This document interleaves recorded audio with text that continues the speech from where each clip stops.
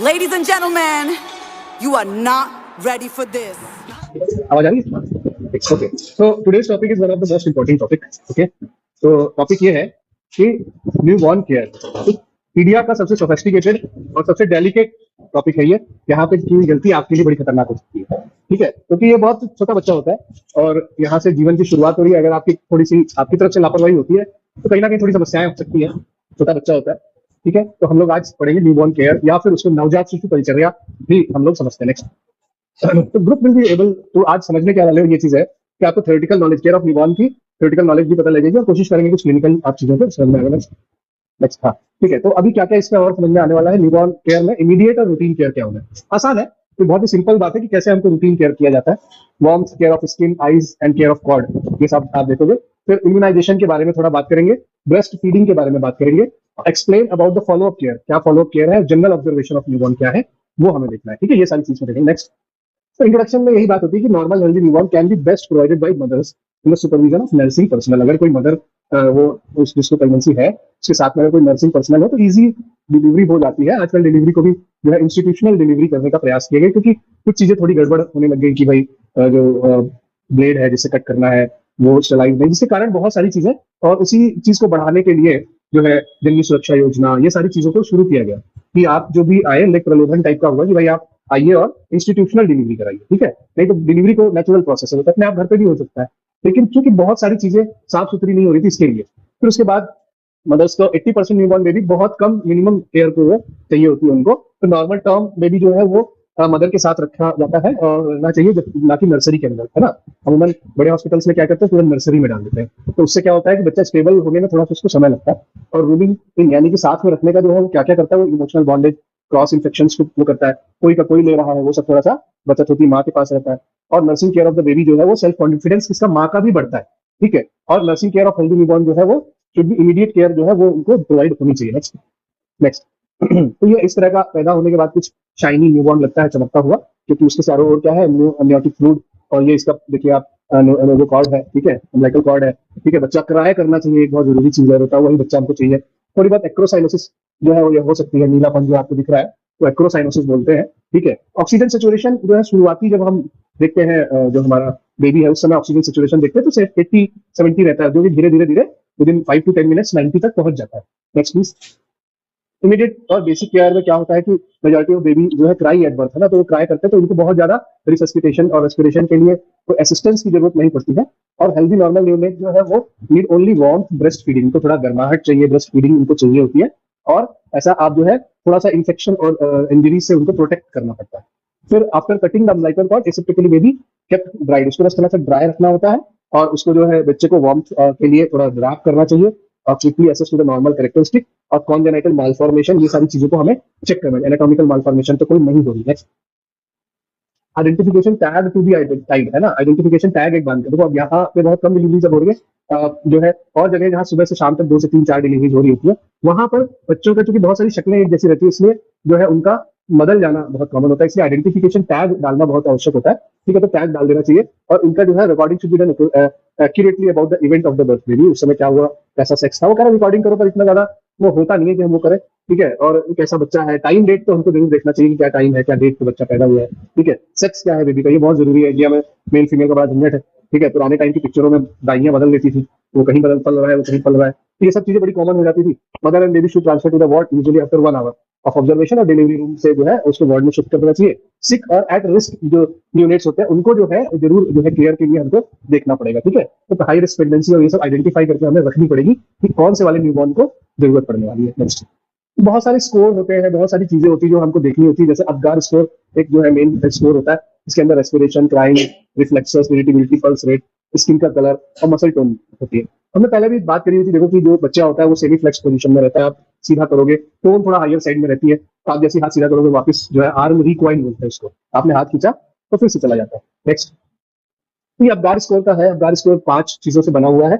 APGAR, इसमें activity, pulse, appearance और greenish और रेस्पिरेशन है। इसमें बाकी सारी चीजें तो बहुत आसान है, केवल एक चीज जो थोड़ी कम समझ में आती है ग्रीमेस है। ग्रीमेस नाक में जब हम जो है कोई नेजोगैस्ट्रिक ट्यूब डाल के देखते हैं तो बच्चा थोड़ा सा ऐसे मुंह बनाता है, ठीक है, अजीब सा। तो वो जो मुंह बनाता है वही जो होता है इसको हम ग्रीमेस बोलते हैं। और ग्रीमेस क्या होता है कि वो जो नाक में मुंह बनाता है वो ये शो करता है कि बच्चा एक्टिव है और आपके भी सेंसरी स्टिमुलस को रिस्पॉन्ड कर रहा है, ठीक है। अब इनके ऊपर पॉइंट्स दिए जाते हैं 0, 1, 2, 10 के उसमें स्कोरिंग रहती है, ठीक है। तो वो ऊपर वाला थोड़ा सिंप्लीफाइड करके बताया एक्टिविटी का जो है, एक्टिविटी हो गया मसल टोन को नापने के लिए, एब्सेंट है तो 0। अब यहाँ पे एब्सेंट फ्लॉपी और ये सब 0 पॉइंट्स के लिए नहीं है, 1 पॉइंट्स के लिए फ्लैक्स 100 बीपीएम। इस तरह से आपको स्कोरिंग करनी होगी, ठीक है। पल्स तो इजी है ना। सबसे पहले तो वाइटल्स हमको जानना आना चाहिए, कौन से बच्चे में नियोनेट में वाइटल्स क्या है। 150 के करीब वाइटल जो है, 140 टू 150 जो है बीट्स पर मिनट जो है वो वाइटल होता है इसका। और 650 टू 60 जो है रेस्पिरेटरी रेट होता है। ये आपको थोड़ा पता होना चाहिए, ठीक है। तो अगर 100 बीट्स पर मिनट से कम है तो आपको 1 पॉइंट मिलेगा, और 100 बीट्स से ऊपर है तो 2 पॉइंट मिलेगा। इसी तरह क्राई अगर जो है वो रेस्पिरेशन का कंपैरिजन किया जाता है क्राई से, क्योंकि लंग्स जो होते हैं फ्लूइड फिल्ड होते हैं। जब वो बच्चा रोता है तो वो फ्लूइड बाहर निकलता है और उसके बाद वो जो ऑक्सीजनेशन शुरू होता है वहां पे, उससे ब्रेन में जो है वो ऑक्सीजन और ग्लूकोज और ये सब पहुंचता है। जब ये सारी चीजें पहुंचती है तो ब्रेन हमारा एक्टिव होकर वर्क करने लगता है और धीरे धीरे स्टेबल हो जाता है। अगर ये विग्रस क्राई नहीं है, इसको इसीलिए विग्रस क्राई बोलते हैं। क्राई भी लिख सकते थे, विग्रस क्राई मतलब बहुत ज्यादा तेज चिल्लाना। तो बहुत ज्यादा भी नहीं, मतलब चिल्लाना बहुत जरूरी है। फीबल हो गई और एक क्राई हो गई और एक विग्रस क्राई, मतलब बच्चा अच्छे से रोना। अच्छे से रोने का मतलब यही हुआ कि वो बहुत अच्छा रेस्पिरेशन उसके अंदर एक्टिव हो गया, ठीक है। तो ये सारी चीजें जो है उसको आपको देखनी है।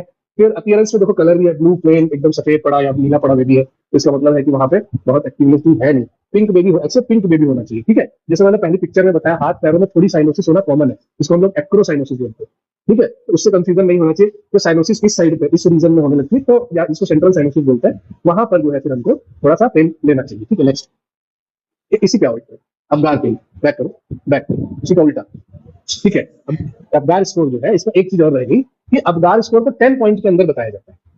इसका टोटल स्कोर 10 है ना, 1, 2, 3, 4, 5 गुनी 10, ठीक है। अब 10 के अंदर जो अबगार स्कोर 4 to 5 है वो अच्छा नहीं मानते, ठीक है। 6 to 8 जो है लगभग मॉडरेट रहता है, और बेस्ट स्कोर 8 to 10 के बीच में जो रहता है वो रहता है अबगार स्कोर। तो ये स्कोर हमको निकालना है। पहले मिनट में किया था, बर्थ के फर्स्ट मिनट में और बर्थ के 5th मिनट में 2 बार स्कोरिंग होती है, ठीक है।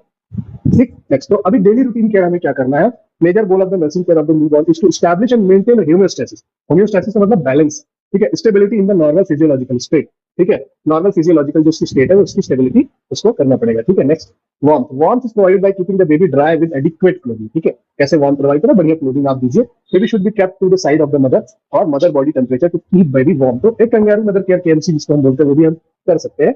Baby can be placed at skin to skin contact, इसको हम कैंगरूइंग बोलते हैं। तो वैसे आप करेंगे तो एक टेम्परेचर का जो बैलेंस है वो बहुत अच्छा होगा। Bathing at first day is avoided to prevent hypothermia. Hypothermia होना बहुत कॉमन है क्योंकि एक तो बच्चा एक बहुत कंट्रोल्ड एटमॉस्फेयर में रह के आया 35 डिग्री, 30 से 35 डिग्री सेंटीग्रेड के, उसके 36 डिग्री समझो कि वहां पे वो बहुत अच्छे से रह के आया, उसको एकदम से टेम्परेचर चेंज मिलेगा।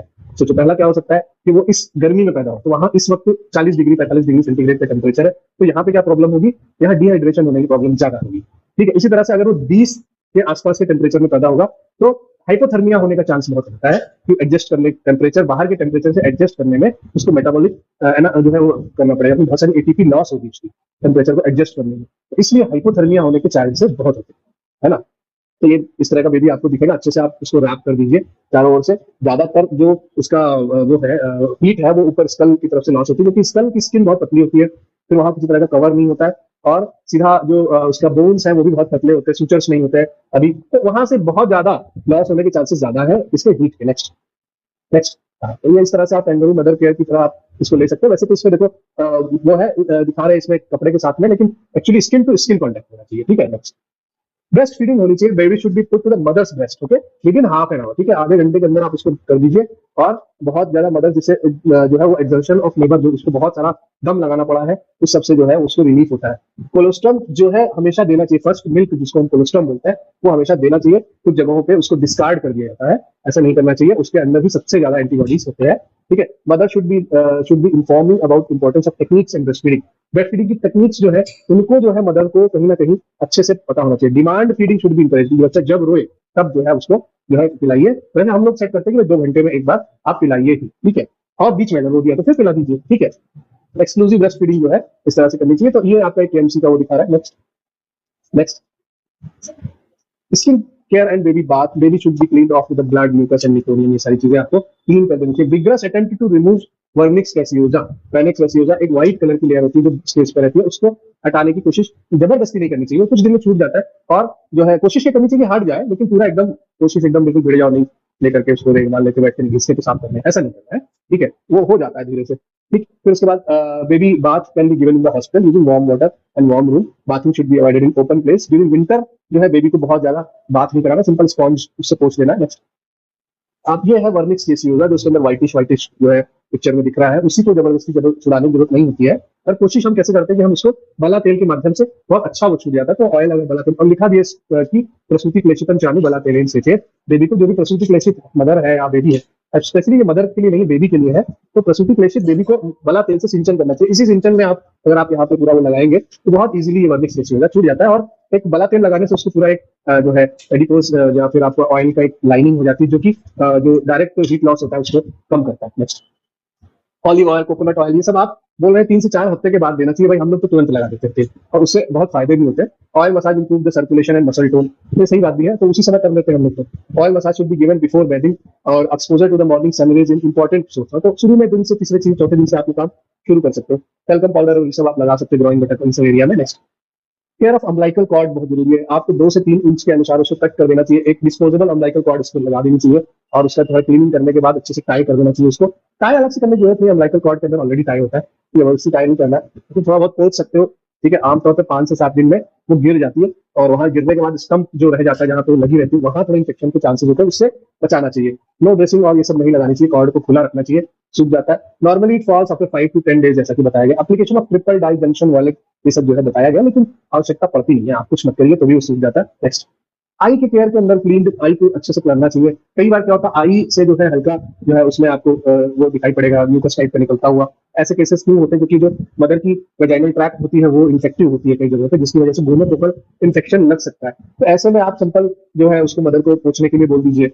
कई बार क्या होता है ये वाला जो इसका जो एरिया रहता है यहाँ पर जहाँ से टीयर आता है और इस साइड से टीयर आता है और यहाँ एब्जॉर्ब हो जाता है, तो ये वाला जो ट्यूब है वो ब्लॉक होता है, तो कई बार वो ट्यूब ब्लॉक होने के कारण भी बहुत सारा वहाँ पे पानी जो म्यूकस गिरता रहता है। तो मदर को हमें ये समझाना पड़ता है कि अच्छा आप ऑयल लगा के और फिर उसको थोड़ा मसाज करेंगे तो इस जगह पे तो यहाँ पर वो खुलने के चांसेस बढ़ जाते हैं। ठीक है, तो ये आपको करना चाहिए। और दूसरा क्या करना है कि आप जो है अगर वहाँ इन्फेक्टिव टाइप का लग रहा है तो उसके खुद का जो मिल्क आ रहा है उसको बहुत साफ हाथ से आप एक ड्रॉप दोनों हाथ में डालेंगे तो धीरे से वो चीज सही होने लगेगी। ठीक है, तो उसके खुद का मिल्क, ठीक है, और वो भी साफ हाथ से। तीसरा और दूसरा जैसे बताया कि अगर ब्लॉकेट टाइप का लग रहा है तो वहां पर आपको मसाज करना पड़ेगा। क्लोथिंग जो होता चाहिए वो ड्रेस अच्छे साफ सुथरे कपड़े होने चाहिए और कॉटन क्लोथ्स होने चाहिए। और हमेशा कोशिश ये करनी चाहिए कि पुराने धुले हुए क्लोथ ले, नए क्लोथ ना, तो नए क्लोथ्स में प्रिजर्वेटिव्स या इस तरह के कोई केमिकल्स डाल देते हैं जिससे, और कलर्स जो रहते हैं वो भी थोड़े से वो खतरनाक हो सकते हैं उसकी स्किन के लिए।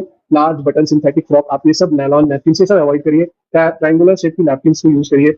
वो जो डायपर है वो भी यूज ना करें क्योंकि बहुत सारे केसेस में डायपर से यूरिन के इन्फेक्शन हो जाते हैं और वहीं पर जो है स्टूल लगातार लगातार रहने के कारण सोर बटक हो सकता है, नैपकिन रैशेज हो सकता है, अवॉइड करना चाहिए। बेस्ट है एक ट्रायंगुलर शेप की नैपकिन को आपको 15 से 20 नैपकिन रखिए, धोते जाइए और साफ करते जाइए। Cloth should not be tight, specially neck और winter woollen clothing should be use. Winter में वुलन क्लोथिंग बिल्कुल यूज करनी चाहिए, लेकिन पहले से साफ करके, क्योंकि अमूमन जब हम लोग नेफ्थलीन बॉल्स के साथ रखते हैं जो वुलन क्लोथ के, तो वो स्किन के साथ जब टच में आता है तो स्किन को वो खराब कर सकता है, स्किन के अंदर कुछ रिएक्शन एलर्जी रिएक्शन हो सकता है।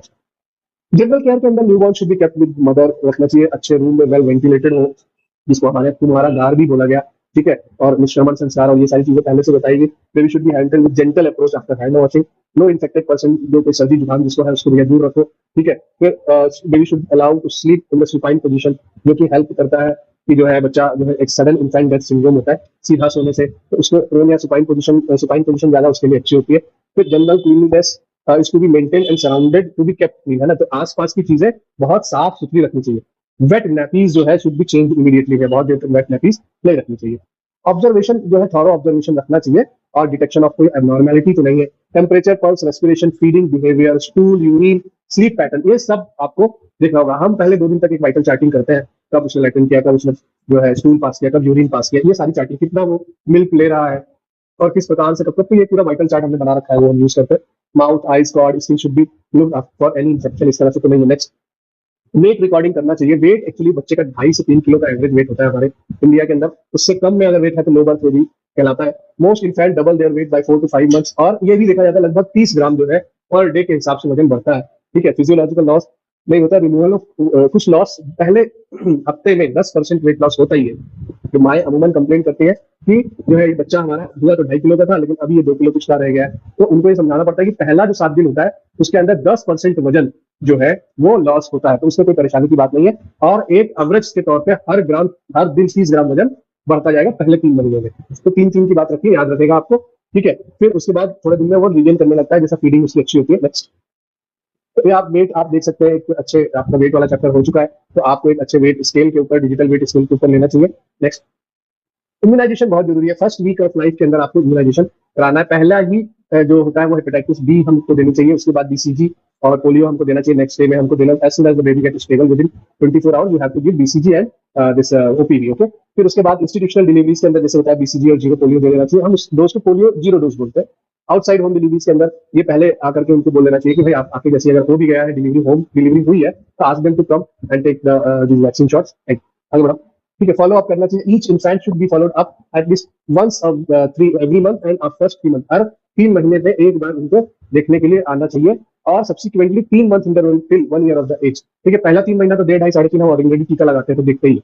फिर इनका कहना है अगले 3 महीने में एक बार आपको आने के लिए, तो 1.5 साल तक तो हम वैसे भी, अगर आपका टीकाकरण केंद्र है जैसे हमारे यहाँ है, तो अगर बच्चा डिलीवर हुआ है और नहीं भी हुआ है, बाहर डिलीवर हुआ, तो रेगुलरली वो आता रहता है और हम लोग देखते रहते हैं, ठीक है। कोई नई चीज होती है तो तुरंत हम उसको भाप लेते हैं और करते हैं। Health education should be given regarding the exclusive breast feeding. बहुत सारे माए क्या करते हैं, घर वाले बोलते हैं कि दूध पूरा नहीं होता, बच्चा रोता रहता है, बाहर का दूध दो। तो ऐसा नहीं करना चाहिए। मदर को उतना दूध होता ही है जितना उसके बच्चे को जरूरत है, ठीक है। और कोई बच्चा ओवर हष्ट पुष्ट होना भी ठीक नहीं है। जितना उसका वजन है उसके हिसाब से प्रोपोर्शनेटली वो अपनी फीडिंग से बढ़ता रहता है।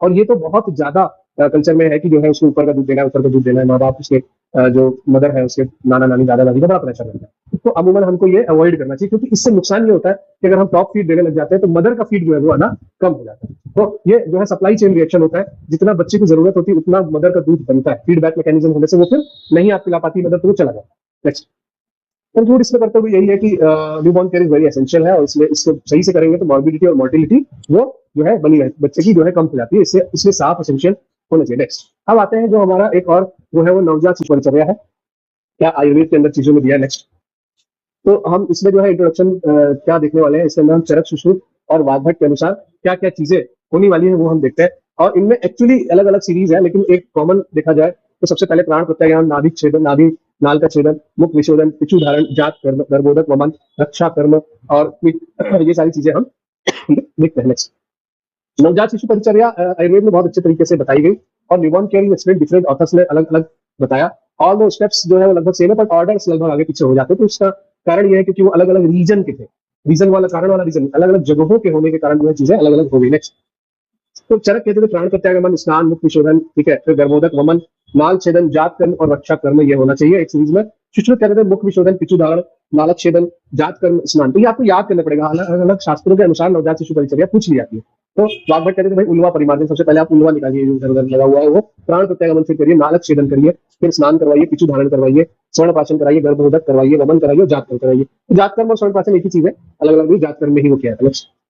प्राण प्रत्यागमन एक्चुअली होते समय यही देखा जाता है कि बच्चा अगर कोई कॉन्शियस नहीं है, अनकॉन्शियस है, और उसके अंदर रेस्पिरेटरी और पल्स और हार्ट जैसे फंक्शंस, वाइटल फंक्शंस अच्छे से काम नहीं कर रहे हैं, तो फिर हमको उसको देखना पड़ता है और हमको प्राण प्रत्यागमन कराया जाता है। प्राण प्रत्यागमन का एक अलग चैप्टर है, हम उसमें ज्यादा उसमें देखेंगे उसको, ठीक है। नेक्स्ट, नाभि नाल छेदन का अलग अलग चीजें बताई गई है, जैसे कि अष्टांगुल, 8 अंगुल या 4 अंगुल का कॉन्सेप्ट दिया है, चरक में 8 अंगुल, वाग्भट 4 अंगुल, और काटने के लिए भी गोल्ड या सिल्वर का उन्होंने बोला है, जिससे कि अच्छे से जो है उसको इम्यूनिटी अच्छे से मिले और एंटीबॉडीज ये सब आए। कुष्ठ तेल लगाने के लिए बोला है उन्होंने कि भाई इसके ऊपर कुष्ठ तेल लगाना और अच्छे से टाई करने को बोला। नेक्स्ट, चरक बोलते हैं कि 8 अंगुल पे करिए, गोल्ड सिल्वर के इंस्ट्रूमेंट से कट कर दीजिए। चरक से first to cut the cord and tie. नाभि रोग जो है वो एक्सप्लेन बाय चरक, ये सारी चीजें नाभि रोग होने और बताया कि अगर आप इस तरह से नहीं करेंगे तो कौन कौन से नाभि तुंडी, ठीक है, और ये सब रोग होते हैं। नेक्स्ट, सुश्रुत में भी 8 अंगुल की ही बात करी, और उससे पहले उन्होंने कहा कि पिचु धारण आप करवा दीजिए, यहाँ पर पिचु धारण करवाया जाता था, ठीक है, क्योंकि ये ब्रह्मरंध्र बोला गया, तो यहाँ पिचु धारण इसको जो है अच्छे से करने के लिए काय करिए, कट करके फिर सर्किल इन सर्किल अराउंड में उनका कहना था कि ऊपर से ऐसे लेके आइए जिससे कि नीचे झूले नहीं। नेक्स्ट, नेक्स्ट, तो वाग्भट ने कहा 4 अंगुल कर लीजिए। देखो अब दोनों में फर्क क्यों है, जो बेबीज थोड़े दुर्बल या कमजोर वीक होते थे या माँ उनकी थोड़ा एनीमिक रहती थी, वहां पे 8 अंगुल का करना थोड़ा सा लाजमी था, क्योंकि उतना ब्लड जो था उसको मिल जाता, ठीक है। और 4 अंगुल जो है उन लोगों के लिए सही था जो हेल्दी बेबी थे या जिनके अंदर मदर्स जो थी वो भी थोड़ा वीक नहीं थी, ठीक थी। तो 8 अंगुल 4 अंगुल दोनों का जो ये मत है वो इस कारण से था, ठीक है। बस ये था 8 अंगुल वाला जो कट किया गया था उसके इधर उधर लगने के या ऐसे ऑर्गन से लगने के गंदे होने के चांसेस ज्यादा थे। नेक्स्ट, तो मुख विशोधन, cleaning of oral nasal cavity, और इसका भी क्रम दिया हुआ है। ओरल कैविटी को क्लीन करने के लिए मूकस सकर, मैकेनिकल सकर, इन सबका प्रयोग करने के लिए बोला गया। रबर सकर्स आते थे, डिस्पोजेबल मूकस सकर भी आता है, ठीक है। Oral cavity, pharynx, vocal cord, ये सब इसमें भी चरक और सभी ने अपने अपने क्रम अलग से बताई, जैसे कि तालु, ओष्ठ, जिह्वा, कंठ, है ना, ताऊ काजी इसको बोलते थे। उस हिसाब से आप जो है करिए, क्रम होता था इसका भी, ठीक है, कैसे आप यूज करेंगे मुख विशोधन। नेक्स्ट, मुख विशोधन में इसी के अंदर पहले नोज करिए, फिर सिक्रीशन क्लीन करिए, कफ रिफ्लेक्सेस भी चेक हो जाते थे कि ठीक है कि नहीं है। फिर सुश्रुत में बेबी को उल्बा जो है उसको हटाने के लिए निवार्निक्स कैसी होगा, बोला तेल का सैंधव और घृत का प्रयोग करिए। तो हम लोग तो बला तेल का अच्छा प्रयोग कर रहे हैं, तो कोई उससे प्रॉब्लम नहीं है। सैंधव घृत का प्रयोग जो है इन्होंने करने को बोला, वो भी एक मटेरियल जो है वो लाइफाइड मटेरियल है, लिक्विड का यूज हो रहा है वहां पे भी। नेक्स्ट, पिच्चू धारण। पिच्चू धारण आपको कवलिका को उसके ऊपर जो है स्कल के ऊपर रखना चाहिए, ब्रह्मरंध्र जैसा हमने बताया, एंटीरियर फंटनल के ऊपर हीट लॉस को कम करने के लिए उन्होंने बताया। नेक्स्ट, जात कर्म, उन्होंने बताया कि जात कर्म संस्कार करना चाहिए। उन्होंने कहा मधु, घृत और गोल्ड, अनंता चूर्ण, है ना, इसको जो है अनामिका उंगली से लेह करना चाहिए, और इसको जो है करने के बाद फिर राइट साइड ऑफ ब्रेस्ट से दूध पिलाना शुरू करना चाहिए चरक के अनुसार, ठीक है। कुछ बेबीज में चौथे दिन जो है वो करने को बोला गया, इसलिए सुश्रुत ने बोला, क्योंकि उधर पाटन कहीं सही सीजर की जरूरत पड़ती थी, तो वो जब करते थे थोड़ा माँ को दूध देरी से आता था, ठीक है। और यहाँ जहाँ पे नॉर्मल वो होती थी वहां पर इजीली जो है फीडिंग शुरू हो जाती थी सेम डे, वो चरक का कॉन्सेप्ट था, ठीक है। सुश्रुत का कॉन्सेप्ट चौथे दिन से करने का। नेक्स्ट, गर्भोदक वमन जो है, उन्होंने कहा कि भाई बहुत सारे फीटर्स जो है एस्पिरेट कर जाते हैं एम्ब्रियोटिक फ्लूइड वहाँ लास्ट टाइमेस्टर में, तो उसको बाहर निकालने के लिए एस्पिरेटरी निमोनिया को, या फिर जो है निमोनिया को बचाने के लिए इस सब चीजों से उसका यूज करना चाहिए। सैंधव घृत का जो है एक वमनोपद्रव के साथ मिला के उसका बचाव किसी ने करके और उसको लेकर के वो उल्टी कराने के लिए, वमन कराने के लिए बोला, ठीक है। तो ऐसा उसको जो है प्रयोग करने के लिए बोला। और नेसेसरी कि बच्चा मिकोनियम और ये सब अगर शक कर गया है, मिकोनियम जो है फर्स्ट स्टूल होता है, जो कि बहुत अगर स्ट्रेस रहता है तो बच्चा पास कर देता है, लेबर बहुत लंबी चल रही तो भी बच्चा पास कर देता है। Next, Garbhodaka woman stomach wash के लिए हम लोग अगर यूज कर लेते नॉर्मल सलाइन हम उसको पुश करते हैं और उसको धीरे से निकालते हैं। अगर वो बच्चा मिकोनियम स्टेन्ड है या मिकोनियम उसने एक्सपायर कर लिया है तो हम उसको पुश करके 20-20 ml करके डालते हैं और उसको क्लीन कर लेते हैं, और नंबर 6 नंबर का एनजी ट्यूब डाल करके, ठीक है। नेक्स्ट करो। रक्षा कर्म जो है वो इसलिए किया गया क्योंकि जो है इन्फेक्शन से बचाव करे। कुछ कुछ चीजें बताई गई जैसे सरचा, पत्सी, ठीक है, बच्चा, कुष्ठ, हिंगू, लचुन, गुग्गुल, टुंडुल, इन सब चीजों का प्रयोग उन्होंने बताया कि आप इन सब चीजों को कुमारागार या उसकी जो भी लेबर रूप प्रसव कक्षा उसके चारों आप बिखेर दीजिए, जिससे कि बहुत कोई अन्य जीव जंतु ना आ जाए और इस तरह का इन्फेक्शन ना लगे, ठीक है। तो रक्षा कर्म इसलिए बताया गया। नेक्स्ट, धूपन आप कर सकते हैं। ये एक लाइव वो डेमोन्स्ट्रेशन है हमारे यहाँ जो हुआ था। ये बेबी ना मिकोनियम स्टेन्ड बेबी है, ठीक है। आप इधर येलो येलो देख रहे हैं ना, इसमें येलो, ये स्टूल पास कर दिया है, ठीक है। तो अब देखिए इसमें सबसे पहले क्या हो रहा है, क्लीनिंग इसको करी जा रही है, ठीक है, और इसको एक ऑक्सीजन उसके अंदर रख दिया है कि ऑक्सीजन जो है वो मिल जाए इसको।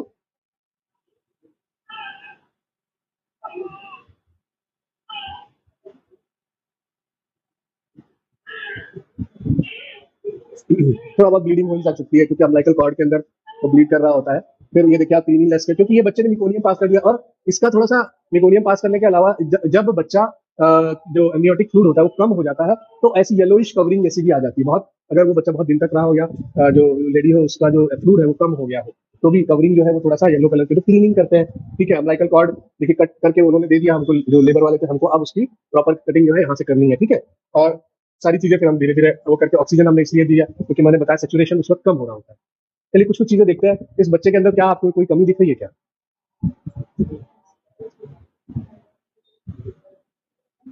चलिए हम बताएं, आप बता पा रहे कोई कमी दिख रही है?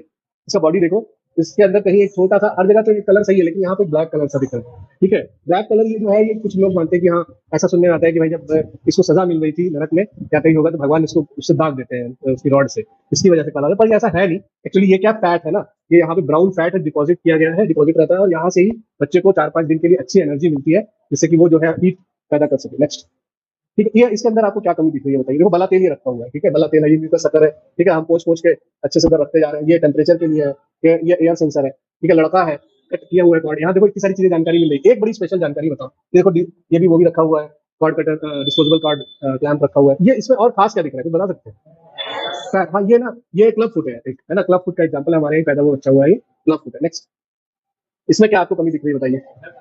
हाँ हाँ, ये हाइड्रोसेफेलस का बेबी है, ठीक है, अभी हाइड्रोसेफेलस पढ़ा भी रहे थे, ठीक है। इसका आप मैक्रोसेफेलस है ना, ये दूसरे तीसरे दिन होता है, तुरंत नहीं होता, ठीक है। नेक्स्ट, यहाँ पे आपको कुछ कमी दिख रही है? हाँ?